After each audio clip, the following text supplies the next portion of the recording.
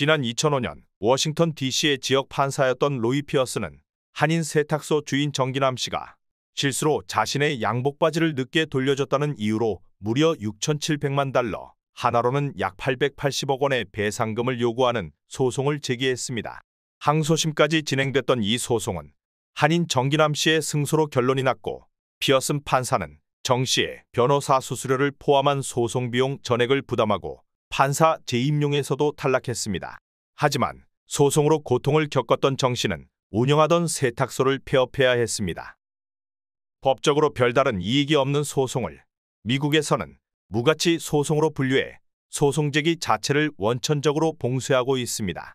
한국의 경우 민사소송을 제기하는 것만으로는 처벌받지 않지만 미국은 무가치한 소송을 남발하는 행위 자체가 법치주의를 파괴한다고 보고 원고와 변호사 모두를 처벌하는 제도를 갖고 있습니다.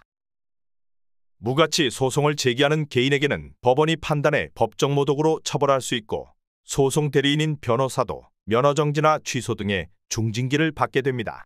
연방법원의 경우 무가치 소송을 낸 원고에게는 최대 25,000달러, 하나로는 3천만 원의 벌금형을 선고하도록 규정하고 있습니다.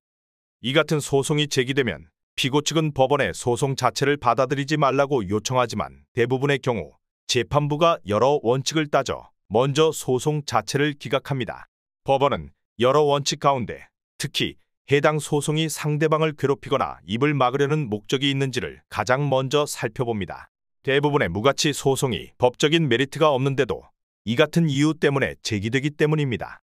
특히 현직 판사가 스스로 변호인이 돼 시작한 한인 세탁소 소송 이후 미국 법원들은 무가치 소송을 더욱 엄격하게 제한하고 있습니다. 25일 한국방송통신위원장으로 임명된 이동관 씨가 최근 명예훼손 등을 이유로 방송사인 YTN을 상대로 3억 원과 5억 원의 배상금을 요구하는 민사소송을 제기했습니다. 미국은 공인의 경우 이러한 명예훼손 소송을 제기하는 것 자체가 사실상 불가능합니다. 미국 대법원 판례에 따라 공인에 대한 언론 보도가 사실이 아닌 허위일지라도 언론사의 악의적인 의도를 증명하지 않는 한 명예훼손이 성립하지 않습니다. 이러한 악의를 입증할 책임은 원고인 공인에게 온전히 전가되며, 이 같은 법적 책임을 알면서도 소송을 제기하면 무가치 소송 당사자로 처벌받을 수 있습니다. 미국 뉴욕주와 조지아주 라이센스를 갖고 있는 위자현 변호사는 소송을 당한 피고는 법원이 무가치 소송으로 판단해 이를 기각하더라도 추후 원고를 상대로 무고 혐의로 소송을 제기할 수 있다고 말했습니다.